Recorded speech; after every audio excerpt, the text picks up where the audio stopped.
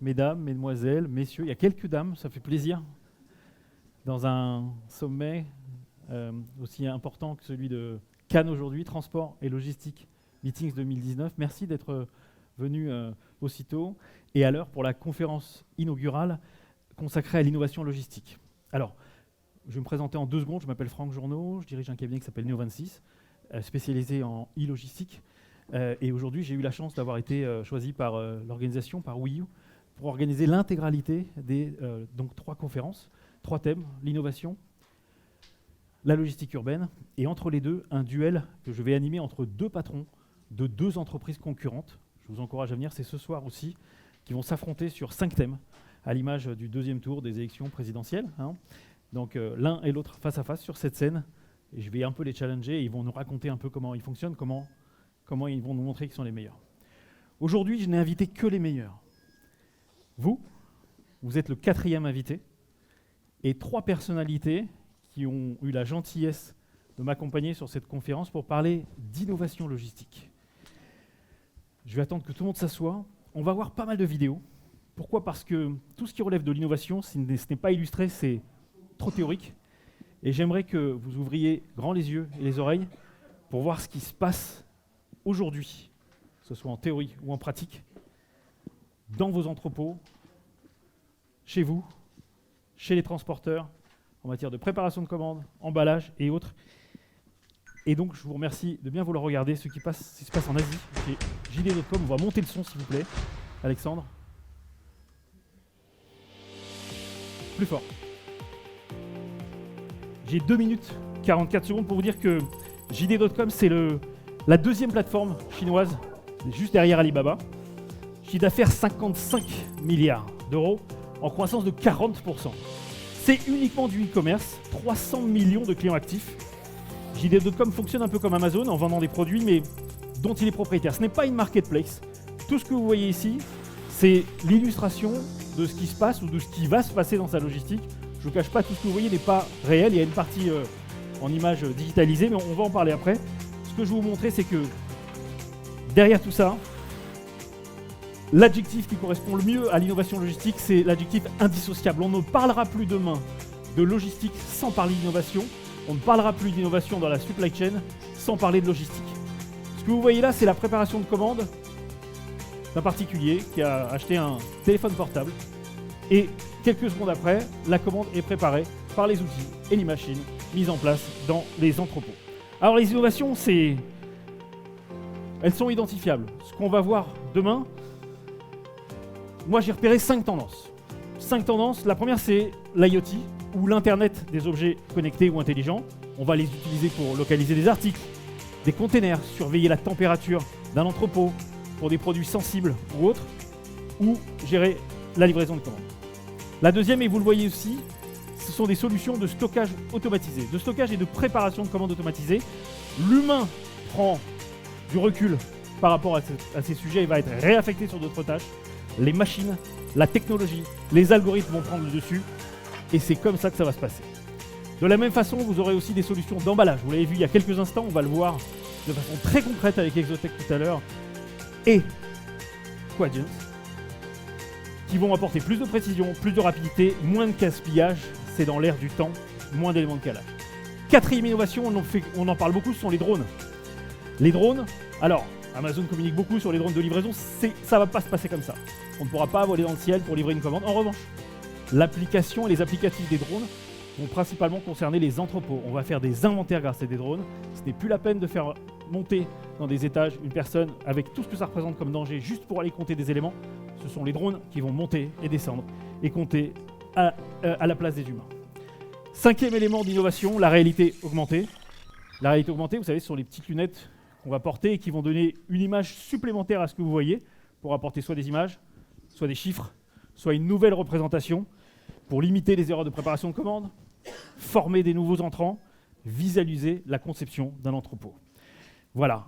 Aussi, pour vous dire que, et là vous l'avez vu, c'est surprenant, JD, c'est l'illustration parfaite de ce que la montée en charge du e-commerce peut apporter à l'intégralité du secteur. Le e-commerce aujourd'hui, pour moi, c'est un véritable révélateur de tendance, pas seulement pour l'e-commerce, mais pour l'ensemble de l'industrie. Tout ce qui se développe aujourd'hui, que ce soit dans le retail, dans la supply chain est initié aujourd'hui par le e-commerce en matière d'innovation. C'est le e-commerce qui tire l'intégralité de l'industrie. Alors, tout ce que vous avez vu là, c'est une vidéo très promotionnelle de ce qui se passe chez JD. Vous avez vu peu d'humains, beaucoup de mécanisation, beaucoup de commandes. Bon, je ne vous cache pas, quand vous connaissez l'histoire de cette vidéo, tout n'est pas réel. Il y a eu beaucoup d'habillage, un peu de trucage, un peu d'images virtuelles. Moi, ce que j'aimerais aujourd'hui, c'est qu'on rentre dans du concret, du réel. Et j'avais très envie de mettre en avant les entreprises françaises. J'avais très envie de faire un grand cocorico pour saluer la prouesse de ceux que j'ai rencontrés ces derniers temps, ces dernières années. Et je vais vous passer une deuxième vidéo, s'il vous plaît, mais je vais attendre que tout le monde s'assoie, avec la musique un peu plus fort encore. Et ensuite, j'introduirai mon premier invité. Pas de commentaires. Ou à part vous dire que ça se passe en France chez Exotech, les Skypods en action, dans une illustration très originale, puisque on ne va pas être sur un schéma de préparation de commande ou autre, mais sur un balai.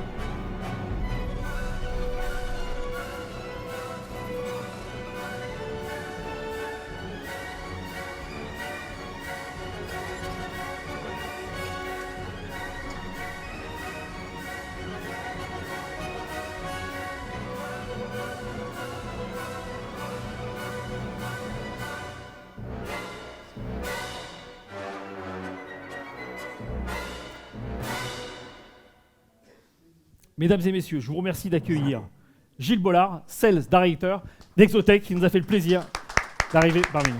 Bonjour. Bonjour Gilles, vous allez bien? Ça va bien. Bon. Gilles, je ne sais pas comment vous êtes présent ici, comment vous avez fait. La dernière fois que je vous ai appelé, vous étiez au Japon. Exactement, je suis rentré jeudi dernier. Et on a travaillé cette conférence ensemble par WhatsApp. Et puis le hasard a fait qu'on s'est croisés sur un train à Lille. Exactement. J'allais moi-même chez ADO, le Roi Merlin. Et vous habitez à Lille. Là, on est sur du 100% français. 100% français. Techno, Fab. Techno, Fab, Capital. Et nordiste en plus, lillois. Lillois. D'accord. Exotech, c'est quoi exactement? Parce que là, on a vu des robots danser. Moi, je vous remercie d'avoir réalisé cette vidéo. D'abord parce qu'elle sort un peu du cadre. Elle est très dynamique. Alors Exotech, c'est sorti de l'idée de deux ingénieurs, Romain Moulin et Renaud Heitz, qui sont des gens qui viennent de la logistique et qui ont travaillé dans le médical aussi. Et ils ont créé Exotech suite au rachat par Amazon de Kiva, qui était devenu Amazon Robotics. Et quand ils ont vu que Amazon retirait du marché les robots Kiva, ils se sont dit il y a un truc énorme à faire avec les robots et avec la logistique. Et leur idée, ça a été de dire oui, mais c'est très bien, mais utiliser que 1,80 m dans un entrepôt, c'est un truc de loser. Il faut faire la totalité de l'entrepôt et tout le volume. Voilà, pour rappel, Kiva, c'est Amazon Robotics aujourd'hui. C'est Amazon Robotics maintenant. C'est un système de good to man. Good to person, oui, comme on dit, parce que maintenant, il faut faire attention à ce qu'on dit. Ouais. Et alors, pourquoi on dit good to man ou good to woman ou good to person? C'est qu'avant, on était man to good. Oui. Les gens se promenaient dans les allées, ils faisaient 14 km par jour. Exactement. Pour les détracteurs d'Amazon. Et ils allaient chercher les produits. Aujourd'hui, l'opérateur ne bouge plus. L'opérateur ne bouge quasiment plus. Ouais. Il est à poste fixe et on lui apporte la marchandise qu'il doit prélever pour faire sa commande. Et ce système-là a fonctionné en 2 dimensions. Puisqu'on était au sol, à hauteur d'homme. Il faut être réaliste, ça existait aussi en 3 dimensions, mais avec des cathédrales technologiques assez lourdes. J'en ai vendu, ça fait 30 ans que j'en vends, donc je connais un petit peu. Et qui avait le gros inconvénient de prendre 2 ans à être installé, d'être parfaitement impossible à modifier ultérieurement et de demander de planifier les investissements sur 5 ans. Toutes choses qui sont impossibles pour un e-commerçant qui ne sait pas quelle sera sa croissance le mois prochain et encore moins ce qu'elle sera dans 2 ans. D'où les critères de design du système Skypod, qui sont premièrement une capacité à être installé très rapidement. Là, on est en train d'installer le 8e système et ça va prendre 6 semaines pour être mis en place. Deuxièmement, pouvoir le modifier. Et troisièmement, avoir le moins possible de déplacement opérateur. Je résume, good to man, 3D, oui. Scalabilité, exactement. Beaucoup de créativité, rapidité d'implémentation. French Fab. On est très fiers d'être français. 100% made in France. Et ça cartonne? Oui. Il y a combien de brevets là-dedans? Actuellement, il doit y avoir 6 brevets qui ont été enregistrés. Il y en a 4 qui sont en préparation. Et il y en aura 4 autres l'année prochaine. Très bien. J'ai une autre vidéo, un peu plus working. Bah là, on rentre dans le monde du réel. Là. On va rentrer dans le monde du réel, on va aller chez Showroom privé, qui est exploité par XPO Logistics. Et la vidéo montre le projet pilote. C'est notre deuxième système installé. Ça fait 18 mois que ça tourne, un peu plus de 18 mois, bientôt 2 ans. D'accord. Gilles, je vais vous demander de commenter cette vidéo en nous expliquant ce qu'on voit ou ce que vous avez envie de nous raconter. D'accord ? Je vais l'envoyer. Ça se passe chez Showroom privé, un des grands des stockers, c'est le numéro 2, vente privée. Tout à fait. D'accord. Et donc Showroom privé a pris votre système, enfin il est chez XPO qui est son prestataire. On va regarder ensemble, si vous êtes d'accord, ce qui se passe chez Showroom, ça vous va ? Et je vais laisser Gilles commenter. Donc là, ce que vous allez voir, c'est un système donc goods to person. Là, vous voyez les robots en déplacement, ça va très vite, hein. Ça se déplace à 4 mètres par seconde. On a un stock qui fait 20 000 bacs qui sont subdivisables, donc on peut mettre plusieurs références dans un bac. Là, le robot va se connecter au rack et va monter. Il s'envole. Oui, et là, il commence à monter. Et ça, c'est son critère unique au monde, c'est qu'on est les seuls à avoir un robot qui grimpe dans un rack. Donc là, on est parti chercher un bac dans lequel il y a un article d'une commande. Exactement, et on va aller l'apporter. On va l'apporter à l'opérateur qui pourra assurer son prélèvement. On peut monter jusqu'à 10 mètres pour l'instant, on va bientôt être capable de monter jusqu'à 12 mètres. On avait une limite technologique qui vient d'être cassée. Et l'intérêt de la solution, c'est que là, on parle de Pick Zen Pack, mais la solution est flexible, elle peut être en Pick and Pack, Pick Zen Pack. L'automatisation peut se réaliser aussi derrière. Une fois que le produit a été collecté, qu'est-ce qui se passe ? Le bac repart, et donc là, ça peut être soit un carton qui est préparé qui va directement sur une machine d'emballage, soit un bac qui va vers du packing. C'est une commande finale oui, c'est une commande finale, tout à fait. D'accord. Et le bac, il repart vite comme ça ? On n'en profite pas pour y rajouter des produits qu'on aurait eu en réception, par exemple ? Non, là, le système gère à la fois du cross-docking et du produit stocké, les deux. D'accord. Et donc là, on a vu que les gens restaient sur place. Donc on a une pénibilité qui a carrément disparu. Qui est extrêmement faible. Oui. Moi, ce que j'aime bien, c'est la massification du stock. Avant, le stock, on pouvait le monter pas très haut, surtout sur du picking e-commerce. Là, on a un facteur à peu près de 5 par rapport à une solution traditionnelle en manuel. C'est-à-dire qu'on réduit les surfaces d'un facteur de 5. Vous réduisez les surfaces ? Qu'est-ce qui se passe sur l'emploi ? On réduit l'emploi aussi ou pas ? Alors, sur l'emploi, on augmente les productivités. Si on parle d'emploi, nous, on a déjà créé 120 emplois. C'est déjà pas mal en 4 ans. On va en parler de ça juste après. Mais ce qu'il faut bien voir, c'est que les entrepôts avaient tendance à aller dans des pays à bas coût de main-d'œuvre pour faire de la préparation de commandes. Et là, on va pouvoir, avec des solutions comme ça, les rapatrier et diminuer les distances de livraison. Donc, c'est bon pour l'environnement, c'est bon pour l'emploi, c'est bon pour beaucoup de choses. Et c'est bon pour le e-commerce parce que sans cet outil, les cadences de showroom, ils auraient fait comment ? On est à un facteur de 8 en termes de productivité à peu près. x8 ? C'est-à-dire qu'on va x8. Ouais. D'accord. L'offre, elle est que pour le e-commerce aujourd'hui ou pas ? Principalement pour le e-commerce, et on est aussi maintenant sur des schémas de multicanal, puisqu'on s'aperçoit que la logistique de préparation de commandes pour les entrepôts, c'est devenu du B2B pour réassortir les magasins à la pièce, du click and collect et du home delivery. Donc on a les 3 flux qui vont se collecter. Les 3 flux qui vont se collecter, d'accord. Moi, j'ai envie de rentrer un petit peu dans le détail de votre pipeline commercial. Là. Je sais que vous êtes venu ici, vous étiez au Japon. Je sais aussi qu'on avait prévu de s'organiser un peu autrement avec un de vos clients. Vous avez signé Carrefour. Oui. Carrefour pour faire quoi là ? Alors Carrefour, on a deux types de plateformes pour eux. C'est le e-commerce alimentaire. On a des grosses plateformes pour de la préparation de commandes en proximité de grandes métropoles. Et puis des petits entrepôts, ce qu'on appelle des micro-fulfillment centers, qui font de la préparation de commandes en local dans un hypermarché. Donc ça veut dire quoi ? Moi, je suis client final. Je commande sur mon drive de Carrefour. Ce sont vos outils qui vont préparer ma commande ? Exactement. Et ensuite, mais ce sont des produits frais ? Alors, on a un système qui tourne en produits frais, un système qui tourne en produits température ambiante. Donc ça veut dire quoi ? Ça veut dire que votre système, là, il est dans un frigo géant ? Oui, tout à fait. Oui. J'ai été le visiter hier avec un client américain à côté de Paris, et il est en train de démarrer. Là, d'accord, ça c'est encore une innovation, ça n'existe pas ça ? Non, c'est une innovation de cette année. Là. C'est mondial. Ouais. D'accord, donc le système que vous avez vu chez Carrefour, il est dans un... Il y en a 2, il y en a un dans le frais, un dans le sec. Ouais. D'accord. Bon, Carrefour, c'est pas japonais. Qu'est-ce que vous êtes parti faire au Japon ? Au Japon, on a rencontré la société Fast Retailing, qui est la maison mère de Uniqlo, Comptoir des Cotonniers, Princesse Tam Tam et ainsi de suite, et d'autres marques, Gu, voilà. Et c'était au mois de mars, au mois de février, à Logimat. Ils ont été très intéressés par la techno, et depuis, c'est allé très vite. On a signé un contrat. avant, vous avez signé avec Uniqlo. Uniqlo, c'est quoi pour situer un petit peu Uniqlo? Uniqlo, c'est le deuxième retailer mondial au niveau textile. C'est 23 milliards de dollars de chiffre d'affaires. Le premier, c'est Inditex. Le premier, c'est Inditex. Okay. Zara, notamment. Ouais, et le deuxième, c'est Uniqlo. Uniqlo, oui. En chiffres, c'est quoi? Parce qu'il va falloir qu'on je crois que c'est 23 milliards de chiffre d'affaires. Ça doit être, rien qu'au Japon, ils expédient 220 millions d'articles par an. C'est assez énorme. Et là, vous avez signé quoi? Alors, on a signé deux choses. On a une première commande. On est en train d'installer un entrepôt pour eux en Europe. Ça va être l'entrepôt pilote qui va faire 30 000 bacs et 60 robots. On va tester toutes les parties informatiques, l'interfaçage. Et le deuxième entrepôt sera à Kobe au Japon. Il va démarrer en janvier 2021. Et après, ils ont 40 entrepôts à réaliser.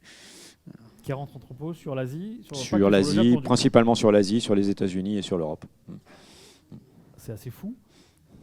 Là, on est dans un salon à orientation commerciale. Je pense que parmi vous, il y a des top décideurs, il y a aussi des sponsors. Vous avez pris des stands pour faire du business. Et vous n'avez pas besoin de faire du business. Disons qu'on est dans une situation un petit peu idéale pour un directeur commercial, c'est que la demande est très très forte, comme on n'a pas besoin vraiment de faire de commercial à titre pur. Par contre, qu'est-ce que je cherche? On cherche une exposition. Je vais vous dire la vérité, je vais mettre à côté de Gilles. Il ne voulait pas venir au début. Il voulait pas venir. Il m'a dit qu'est-ce que je fasse à Cannes. Mais il m'a dit je viens pour toi parce que je voudrais faire une conférence avec toi. Il me l'a dit, il me l'a confié, je voulais le remercier déjà très chaleureusement. Donc, mais je sais ce que vous cherchez ici. En fait, on cherche à être un peu plus connu pour pouvoir recruter. Notre problème actuellement, c'est de recruter. Comme on disait, on est French Tech, donc on développe la technologie en France. On est French Fab, c'est-à-dire qu'on a notre propre usine et on fabrique tous nos robots. Là, actuellement, on a une capacité de 1000 robots par an. On va passer à 4000 robots par an dans les 6 à 8 mois qui viennent. La problématique, c'est de recruter des ingénieurs, des techniciens, des gens pour mettre en place les solutions. Et donc, il faut passer par une exposition, être connu pour pouvoir attirer des talents. Et on a vraiment, vraiment besoin de talents. Donc, Exotech est venu à Cannes pour recruter des nouveaux talents. On peut faire ce raccourci-là, oui. Vous recrutez combien de personnes? J'ai entendu un chiffre hallucinant. Pour vous donner une petite idée, la société a 4 ans. On est passé en 4 ans. Moi, quand je les ai rejoints, on était 8. Et maintenant, on est 120. Et on doit être 200 à la fin de l'année prochaine. Et ça doit continuer comme ça. Et encore, c'est... Et le chiffre 3, c'est quoi? Le chiffre 3. 3 personnes par semaine qui intègrent l'entreprise. Exactement. Ouais. Donc moi, quand je pars 10 jours au Japon, je reviens, il y a encore des visages que je ne connais pas. Donc si parmi vous, vous avez des enfants qui ont un profil ingénieur, entre 21 et 25 ans, féminin. Même plus vieux, moi je suis le plus vieux de l'entreprise, mais bon, j'ai été recruté aussi. Ils peuvent envoyer leur CV chez vous? Tout à fait. Ou là, sur le stand? Welcome to the jungle, sur Internet, vous cherchez Exotech et vous trouverez tous les postes qui sont ouverts. Merci. Merci infiniment. Je voudrais qu'on applaudisse Gilles. Merci de m'avoir hébergé. Bravo, je suis très fier de vous, très fier de cette réussite. Je vais vous demander de rester avec moi, vous allez être mon témoin pour la suite. D'accord. Vous allez vous asseoir, Gilles, et on va accueillir nos prochains invités. Merci encore. Alors j'accueille maintenant pour la deuxième partie, pour le P2 comme on dit, nos prochains invités à nous rejoindre sur scène. Christophe Poutier de Brico Privé. Bonjour à tous. Ouais, passer après Gilles, c'est compliqué quand même, parce que moi, j'ai pas la même histoire à raconter. Hein. Non, je ferai mon maximum, promis. Chacun sa vie et votre histoire est intéressante. Merci. Vous voulez vous asseoir ou rester debout? Non, je vais rester debout parce que je vais raconter. Et vous n'êtes pas venu tout seul. Fernando de Almeida, Quadient. Merci.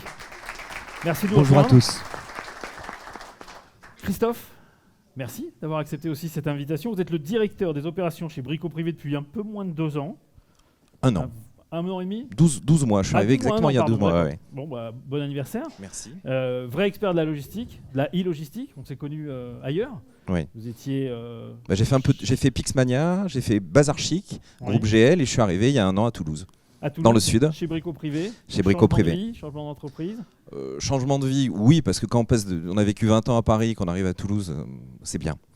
Et après, dans la continuité, parce que je faisais de la vente privée en textile et en chaussures de luxe, et je suis passé en vente privée, alors bricolage, déco, maison. D'accord. Fernando de Almeida, bonjour. Vous êtes en charge du développement commercial chez Quadient depuis 3 ans maintenant? Exactement. D'accord, bienvenue. Quadient, c'est l'ancien nom de Néopost. Néopost. Alors moi, je connaissais bien Néopost. Mais pourquoi vous avez changé de nom? Écoutez, depuis... Je vous embêterai avec d'autres questions après, mais... Donc Néopost est très connu pour toutes ses activités liées à toute la partie création de colis, ça, on va en parler un peu plus tard. Toute la partie J'ai du mal maintenant Allez-y. à réutiliser le terme néoposte. Non, mais on Tellement peut- que c'est pas grave. j'ai basculé. Ça fait 70 ans que vous Non, parce utilisiez que Néopost. Néopost, c'est comme depuis 1924, donc Ouais. depuis. Donc Néopost était très connu pour toute la partie affranchissement de Machine à courrier affranchir, et la mise sous pli. oui. Et donc on nous a souvent très associés à la partie postale. Mhm. Et depuis un certain temps, on s'éloigne de ce domaine d'activité, d'où un changement de nom, un changement de philosophie, beaucoup plus orienté vers les clients. Donc Quadient est notre nouveau nom depuis un petit mois. Nouvelle marque et donc nouvelle histoire Et une nouvelle histoire. qu'on souhaite très prometteuse et plein d'événements heureux. Je vais Merci. revenir sur Christophe. Christophe, alors, vous l'avez évoqué juste avant, Brico Privé, juste pour resituer l'entreprise. Alors, Brico Privé, c'est une société C'est quoi, qui a en- fêté aussi ses 7 ans. Donc, Toulouse, chiffre d'affaires, Alors, nombre de clients. Toulouse, Alors. 7 ans d'activité, Mhm. on fait 100 millions.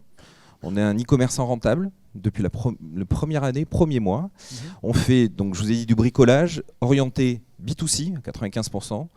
Des gens propriétaires de maisons et plutôt en province, notre centre de gravité étant plutôt à Lyon, entre Lyon et Marseille. D'accord. Et vous vendez quoi chez, On vend de l'électroportatif, on vend du sanitaire, on vend grosso modo quelqu'un qui a un projet à la maison chez lui Mhm. ou dans son jardin, on est là pour l'accompagner. D'accord. Produit neuf, produit d'occasion. Alors c'est que du produit neuf.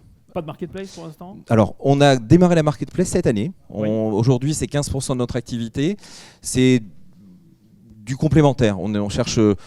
L'idée, c'est on a plugué des marques comme Alice Garden pour la partie salon de jardin. On a plugué Pépinière Naudet pour la partie jardinage, etc. Mhm. On cherche pas à faire du concurrentiel avec notre marketplace. D'accord, ok. Alors, là, vous êtes arrivé donc depuis un an chez Brico Privé, directeur des opérations. Quel est votre rôle aujourd'hui dans... Alors mon rôle, c'est grosso modo, je prends en charge le produit jusqu'à la fin de sa vie. C'est-à-dire la logistique, la livraison, le SAV, le service client. Et grosso modo, ça fait une bonne 80 personnes à gérer. D'accord. Et juste avant vous, il y avait quelqu'un? Avant, non, c'était mon boss. Et en fait, Oui. j'ai deux fondateurs, un qui faisait les opérations, l'autre qui faisait le commerce. Et ils ont pris une directrice commerciale et un directeur des opérations. D'accord. Et donc, avec votre expérience, ils se sont dit, il nous faut un patron des opérations. Ouais. Oui. Le truc, c'est quand une boîte fait entre 25 et 30% d'expansion chaque année, les boss, ils ont autre chose à faire que de l'opérationnel. Ils ont besoin de suivre l'opérationnel, mais on est dans une perspective de rachat. On cherche à faire du vertical et l'horizontal. Et l'expansion fait que ils ont besoin de se recentrer sur l'activité, Le cœur de plus métier. l'activité, mais la croissance de la boîte. D'accord. Alors, quand vous êtes arrivé, quelles ont été vos priorités? Alors ma mission quand je suis arrivé, j'étais ici il y a un an et la première mission que m'a confiée Marc Leverger, un des deux fondateurs, l'ancien directeur des opérations, c'était l'implémentation de la mécanisation, l'automatisation. À savoir mettre en place un convoyeur, une machine qui va créer des emballages et un trieur pour que les colis soient triés D'accord. par transporteur. On va y venir, hein, parce que si vous intervenez ensemble, c'est que vous avez choisi la CVP Alors, 500 de Quadient. Alors Donc, moi quand je suis arrivé, c'était comme un... C'est quoi Alors l'histoire comment ça s'est passé? C'est que lorsque j'ai rencontré Marc, il m'a dit oui, puis je viens de signer avec Néopost pour acheter une CVP. Alors quand on est logisticien, c'est comme quelqu'un qui aime les voitures, on vous offre une Aston Martin, vous n'allez pas demander. Et là, il m'a dit, je t'offre une CVP, maintenant il faut jouer avec, il faut l'implémenter, il faut mettre du matériel avant, du matériel après. Et on a rencontré donc BOA pour la partie convoyeur, on a mis en amont un mur d'éclatement avec Pick to Light System. Et on a mis en musique, sachant que c'est un projet, on l'a signé en novembre, exactement il y a un an. On a eu la machine qui est arrivée en janvier, on l'a posée, on a vérifié que ça marchait. Et ensuite, on a installé le convoyeur et on a démarré en prod juste après le one-to-one, qui est un peu concurrentiel ici, mais au mois d'avril. Très bien. On va en parler plus en images. Si vous êtes d'accord, Fernando, j'ai récupéré votre vidéo là, sur la CVP 500. Mais j'ai pas envie que ce soit vous qui la commentiez, je voudrais que ce soit Christophe. Aucun souci. Vous êtes d'accord? Moi, je serai Christophe objectif. Je vais vous demander de commenter les Oui, images qui avec suivent. plaisir. Ça se passe pas chez vous? Oui, Ça se passe c'est pas chez moi. C'est chez... Non. Non, là- c'est chez Non, là-dessus, c'est sur une société aux Pays-Bas. aux Pays-Bas. Christophe, Alors, je vous écoute. la CVP, c'est la machine que vous avez. mais c'est la machine qu'on a qui... Expliquez-nous comment ça marche. Alors la CVP est une machine qui va lire le volume des produits à emballer et qui va découper un carton en Z à dimension. Ça D'accord, c'est la on vidéo. est sur mesure. Du sur-mesure. On va partir. Alors on va partir d'un carton à plat qu'on va voir juste après. Le principe c'est un carton plat en Z, c'est celui-ci. Le système, donc ça avec un moulin pour alimenter la machine. Le carton arrive à plat, l'opératrice pose le produit. À côté, c'est le fameux tunnel qui fait 10 cm de largeur qui va identifier les dimensions. Le système, un système de massicot, va couper le carton sous le convoyeur, sous la partie blanche. Et à un moment donné, la magie s'opère, les deux rentrent en relation. Et là, on a un carton sur mesure, précalculé par l'outil. Exactement. Qui vient enrober le qui produit. va enserrer le produit, Oui. le fermer, le scotcher, le sticker. Et tout ça en 8 secondes. En 8 secondes. En 8 secondes. Plus de calage. Alors plus de calage, parce que l'objectif, alors en tant qu'e-commerçant, c'est plus de plastique. Donc plus de plastique, plus de calage. Plus de calage, un peu de scotch, j'ai vu. Plus d'opération, c'est-à-dire que l'emballage il est fini, on n'a plus rien à faire, sachant que la spécificité, et là pour ça Fernando nous a énormément accompagnés, c'est qu'on est les premiers à utiliser un carton double cannelure. Pourquoi ? Parce que les produits électroportatifs pèsent plus. Revenons sur les images, on va voir, vous avez une double cannelure. Double cannelure. C'est la nouveauté que vous avez ajoutée. Ouais, parce que là on est sur quelque chose, donc élimination complète du vide. Alors, élimination complète du vide, on garde entre 5 et 10% de vide, c'est impossible. Mais on passe de 50 à 5. On passe de 40 à 5-10%. Un produit qui est cubique ou parallélépédique, qui est pour les transporteurs, c'est du pain béni. Oui. Donc à notre niveau, le produit est protégé, il ne subit pas d'accélération, donc pas de casse. Là on a un produit en verre qu'il faudrait protéger avec des bulles et du calage. Alors, moi je mets pas de produits. Les produits les plus fragiles que je mets, ça peut être des ampoules, j'ai aucun problème de. Vous passez quel pourcentage de vos produits ? Alors, à la mise en œuvre, moi j'avais fixé avant l'été, au bout de 3 mois, 50%, on les a atteints. Et j'ai comme objectif pour le Black Friday de passer au-dessus de 70%. Et on est en bonne voie. On va y arriver, alors que vos produits sont assez hétérogènes. Alors, on n'aura jamais 100% parce que l'entrepôt est situé à la machine, c'est un entrepôt qui gère les produits de moins de 30 kg. Et on a des débroussailleuses. Je ne mettrai pas une débroussailleuse dans cette machine. Je ne mettrai pas un niveau qui fait 80 cm ou 1 mètre de long. Mais l'idée, c'est tous les produits qui peuvent rentrer dans la machine, ils rentreront soit directement, parce que la machine est configurée pour un minimum de 18 cm, 24 et 10 de haut. Donc, une toute petite boîte de forêt ne rentre pas. Et on a imaginé, alors c'est une petite anecdote, c'est qu'un jour en mangeant dans un McDo, j'ai une petite barquette de frites et on a pensé à mettre une petite barquette en carton pour poser le produit qui soit enserré, la barquette étant de la dimension minimale et le produit part dans le système. Pourquoi ? Parce qu'on veut absolument simplifier les process et on ne veut plus mettre de plastique. Parce qu'avant, ces produits étaient mis dans des sachets plastiques opaques et envoyés aux clients. Et je trouve que le carton recyclé, parce qu'on utilise en partie quasi que du carton recyclé, c'est quand même citoyen. Qu'est-ce que vous avez fait tous ces gains-là ? Vous gagnez en carton, vous gagnez en temps, en people ? Alors, on gagne. Vous avez pris un carton. Alors, gagner en people, pour moi, c'est pas un argument, parce que j'ai rien contre Exotech, mais l'idée, c'est que le personnel qu'on n'utilise plus pour faire quelque chose, il va faire autre chose. Et là, on fait 25 ou 30% de croissance. Je crois que c'est le cas chez Exotech. Hein. Oui, bah, bien sûr. Aujourd'hui, l'idée, c'est d'avoir des opérateurs polyvalents et le personnel qui emballés, qui pesaient les colis pour les sticker, et maintenant soit ils sont opérateurs sur la machine, soit ils sont opérateurs en amont, parce que on a mis 30% de croissance, on a forcément plus d'activité. Vous n'avez pas supprimé d'emploi, c'est ça ma question. Aucun. En fait. Aucun. Vous continuez à recruter ? Oui, on recrute. Alors on n'est pas à 3 par semaine, mais on est à 4-5 par mois, ce qui est pas mal quand même. Ce qui est très bien. Je ne sais pas combien vous sortez. On est 170 aujourd'hui et on va déménager dans moins d'1 an parce que les bureaux sont trop petits. Bon, ça coûte cher ou pas ? Alors si je vous réponds que c'est beaucoup trop cher, non, c'est pas vrai. C'est une machine, l'investissement global, convoyeur, mur d'éclatement, convoyeur machine, c'est 1 million. 1 million d'euros. 1 million pour une boîte qui fait 100 millions, donc c'est un investissement qui quand même est relativement colossal. Mais le gens vaut la chandelle et le résultat. La chandelle s'appelle le retour sur investissement en business. C'est 3 ans. En 3 ans. 3 ans et en négociant avec Fernando, parce que on a eu une âpre négociation, mais on s'entend toujours très bien. L'idée, c'est dans 3 ans d'acheter le modèle au-dessus, parce que dans la mesure où on est en croissance, aujourd'hui elle fait 360, elle s'appelle CVP 500, mais elle fait 360 colis de l'heure, et on passerait à la 1200 qui en fait 1000. On va en parler dans les prospectives. Donc l'idée, c'est d'évoluer. Tout à l'heure, vous parliez de la Aston Martin. Tout à l'heure, on parlait. Le sujet, c'est l'innovation. L'innovation, c'est si vous faites de la croissance, vous avez une machine, vous allez avoir la machine. Le niveau au-dessus pour faire plus. Ça accompagne notre croissance. ROI 3 ans, le ROI d'Exotech, je ne vous ai pas demandé. Cdiscount a annoncé sur son dossier qu'ils avaient fait 3,2 années, donc voilà, on est sur les mêmes 3 ans en investissement. Fernando, là, c'était bien ce qu'il a dit, Christophe ? Vous l'embaucheriez comme commercial ou pas ?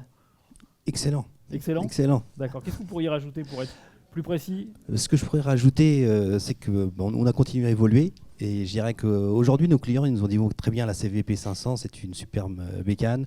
On atteint les objectifs, mais on voudrait aller plus loin. C'est un peu ce que disait Christophe. Exactement. C'est-à-dire le modèle au-dessus, plus rapide, Plus rapide, plus économique.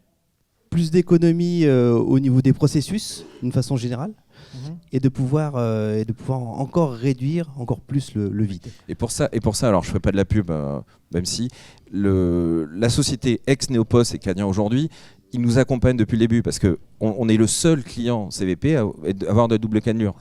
Forcément, ça engendre plus d'usure, un comportement de la machine différent. On a un service qui est vraiment optimal parce que on investit, mais on a un accompagnement. Pas de souci. Vous voulez vous asseoir, Christophe? Je vais demander à Fernando, j'ai quelques questions à lui poser. Là, on a vu des systèmes, 1 million d'euros. Merci pour la transparence sur les chiffres, à tous déjà. Alors moi, je suis un marchand, je ne fais pas autant de commandes que Cdiscount, encore moins que Carrefour ou Uniqlo. Brico Privé, j'y suis pas. Je fais 100 commandes par jour. Comment je fais pour accéder à vos services du coup? Parce que là, est-ce que vous avez une mini-machine, un modèle qui pourrait convenir à d'autres? Le modèle de machine le plus réduit pour nous au niveau capacité, c'est la CVP 500, donc qui va jusqu'à 500 colis à l'heure. Pour des structures qui ont besoin d'un niveau de création de colis beaucoup plus faible, il faut plutôt s'orienter vers des structures qui vont pouvoir donc mutualiser exactement des prestataires logistiques, comme il y en a quelques-uns ici, qui eux par contre vont pouvoir utiliser une solution type CVP 500 ou CVP 1000 pour pouvoir donc mutualiser l'équipement et pouvoir l'utiliser avec plusieurs mais si structures. Moi je suis marchand, que j'ai mon carton qui est personnalisé par exemple, je vais me retrouver parmi 20 clients du prestataire, vous sauriez, la machine pourrait accepter des cartons différents avec une personnalisation extérieure par exemple ou intérieure? Là on est vraiment sur des questions typiques que nous posent nos clients d'évolution. Donc il y a quelques années en arrière on nous disait oui la CVP c'est bien mais on n'a qu'un seul format de carton au niveau personnalisation. Est-ce qu'on peut faire autre chose? Aujourd'hui, on peut aller jusqu'à 3 dimensions de carton ou de personnalisation de carton. Je peux avoir une marque A, une marque B, une marque ou sans aucune marque sur la même machine, en parallèle. Donc je dirais que pour pouvoir répondre à ces besoins-là, ce que l'on fait de notre côté, c'est de pouvoir permettre d'avoir une machine très flexible. Oui. Donc l'objectif, c'est pas forcément d'avoir une Formule 1, mais c'est plutôt un 4x4 qui est capable de s'adapter. Donc, un all-road, quoi. Tout à fait. D'accord, un SUV. 3 jours, c'est vrai? Vous avez installé la machine en 3 jours chez, Non, 2 jours. 2 jours, pardon. 2 jours. Ouais. Je dirais que la plupart du temps, nos clients, au bout du 3e jour, les expéditions réelles commencent. D'accord, ok.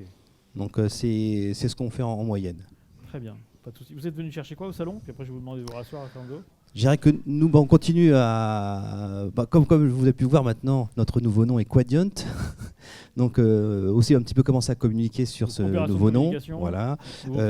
Nouveaux clients, donc être toujours le plus proche possible des clients et des besoins clients. Pour nous, il est très important de pouvoir bien appréhender le besoin de nos clients et de pouvoir donc trouver des solutions adaptées. D'accord. Donc, est-ce que vous savez pourquoi je vous ai invité?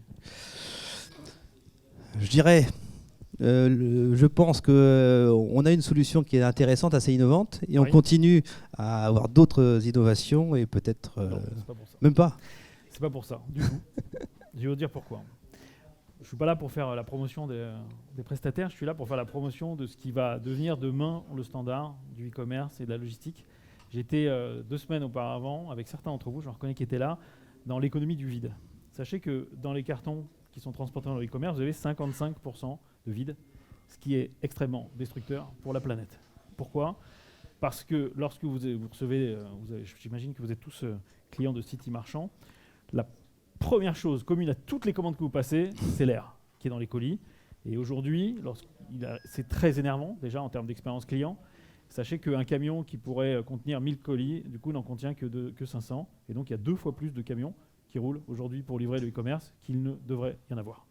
À vous, on vous demande de faire du tri chez vous, entre le plastique, le carton et autres, et on laisse 2 fois plus de véhicules thermiques circuler sur notre planète.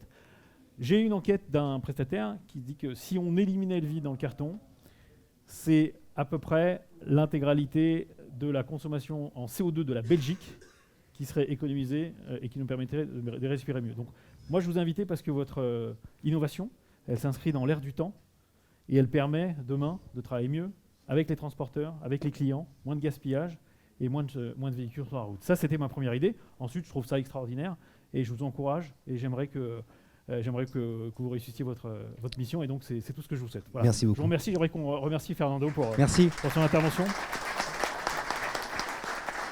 Gilles, qu'est-ce que vous pensez de ce qu'on vient de voir là? Je suis tout à fait d'accord avec toi, avec vous. C'est le plus dur, c'est ça. C'est le plus dur. On peut pas continuer à transporter des mètres cubes et des mètres cubes d'air et sur des longues distances. Donc nous, notre part, c'est de rapprocher les entrepôts des lieux de livraison, essayer de faire que le last mile soit vraiment un last mile et pas un last 100 miles. Oui. Et puis deuxièmement, il faut effectivement réduire les volumes et ça s'intègre parfaitement avec nos solutions puisque on fonctionne déjà de concert chez un autre client qui est Cdiscount. Oui, tout à fait. Donc Cdiscount vous a choisi? Oui. Tous les deux? Tous les deux. Pour préparer ses commandes et pour les expédier? Exactement. Tout à fait. D'accord. Donc vous êtes d'accord avec l'idée. Est-ce qu'il y a d'autres urgences en termes d'innovation? Parce que là, il y a une vraie urgence, on est d'accord à agir. Est-ce que vous avez on parlait du vide, mais on parle aussi du carton, du plastique, parce qu'on a comme objectif, et je pense qu'on va s'y tenir. J'ai écouté Emmanuel Grenier il n'y a pas très longtemps qui a annoncé qu'il n'y aurait plus de plastique dans les expéditions Cdiscount, et nous on va faire la même chose. C'est-à-dire qu'on a, outre la CVP où il n'y a pas de plastique, on est en train de travailler sur tous les autres, alors les gros cartons comme les petits, pour le remplacer. Alors on a vu l'équivalent des bulles, mais en craft, c'est pas encore totalement pragmatique, mais ça le deviendra. Et l'idée, c'est de trouver peut-être du papier froissé, d'autres solutions, parce que le plastique à recycler, c'est vraiment très compliqué. Le recyclé, moins d'air.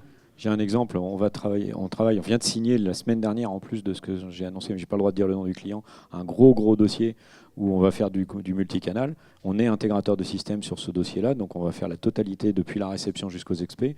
Et le client nous a dit, interdiction de mettre des ensacheuses plastiques, vous devez me trouver des solutions pour emballer dans du sachet papier pour les articles textiles monoproduits. Et puis il faut du carton à réduction de taille, et donc ça sera des solutions de type CVP qui seront utilisées. Dans cette logique environnementale, vous ne l'avez pas dit, vous avez été humble. Mais je crois qu'avec votre système, on a aussi des gains d'énergie. Le meuble qu'on a vu là avec...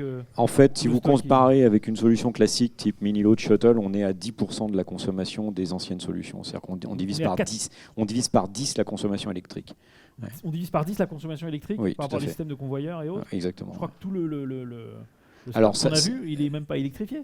Il n'y a aucune électrification à l'intérieur du rack, donc ça c'est un point qui est important. Mais la raison, c'est que les robots sont opérés sur batterie et font de la récupération d'énergie sans arrêt. Donc on a une très bonne efficience énergétique. Je vais venir vers vous. Merci Gilles, merci tous les trois. Est-ce que vous avez des questions? J'ai un micro, j'ai pas d'hôtesse à poser à nos interlocuteurs. Ce que vous proposez, je voulais savoir comment ça se passait au niveau de la mise sur palette, la palettisation. L'optimisation de la palettisation. Est-ce qu'on a optimisé la taille du carton et tout, et comment ça se passe au niveau de la palettisation? Déjà par rapport à votre business, dans nos cartons de la CVP, on met de la peinture. On n'a pas de casse. Et l'avantage, c'est que la palettisation, c'est du Tetris. Moi, j'ai mis en place des box palettes en carton, et l'opérateur... il fait un jeu de Tetris pour remplir. On a amélioré, alors on a 30% de vide en moins dans les cartons, et on arrive par rapport à ce qu'on faisait avant à mettre entre 25 et 30% de plus de colis par palette. Parce que c'est très optimisé, c'est des cubes ou des parallélépipèdes. Est-ce qu'on est sur ce sujet-là de la palettisation? Parce qu'il y a aussi des sujets vis-à-vis de la négociation de transport, c'est très pratique parce que quand vous optimisez vos colis et vous expédiez plus ou moins de colis, en termes de négo, c'est un gros facteur, un gros élément. Ok, merci. Est-ce qu'il y a une autre question? Je récupère le micro. Merci, madame. Monsieur, c'était la même chose. Pas d'autres questions? On est sur un débat sur l'innovation. Est-ce que dans vos entrepôts, dans vos structures, vous voyez d'autres innovations émergentes qui vont nous arriver? On en a vu pas mal, hein. Tout à l'heure, on parlait d'IoT, on parlait d'exosquelette. On n'a pas parlé d'exosquelette, d'ailleurs. C'est vrai. Fernando? On va dire que ce qui va arriver comme... assez rapidement, c'est des nouveaux produits. Je dirais que tout ce qui concerne le niveau IoT, ainsi de suite, avec des produits par exemple à base de graphène. Je pense que tout le monde a un petit peu entendu parler de la partie graphène.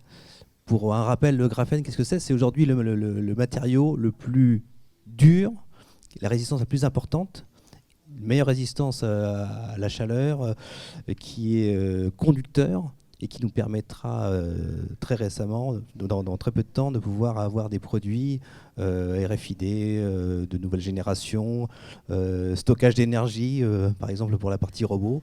Et dans nos entrepôts, ça nous ouvre un boulevard énorme d'innovations qui vont arriver dans moins de 10 ans. Dans moins de 10 ans, très bien. Ok. Merci Fernando. Est-ce qu'il y a d'autres questions avant que je conclue ? Ouais, moi, ce que j'ai entendu parmi vous, si on avait fait la même conférence il y a 10 ans, on n'aurait parlé que de productivité. On est d'accord ? On va innover pour que ça soit moins cher, on va innover pour produire mieux, etc. Là, on parle beaucoup d'environnement, donc ça, c'est un petit peu ma fierté sur cette conférence.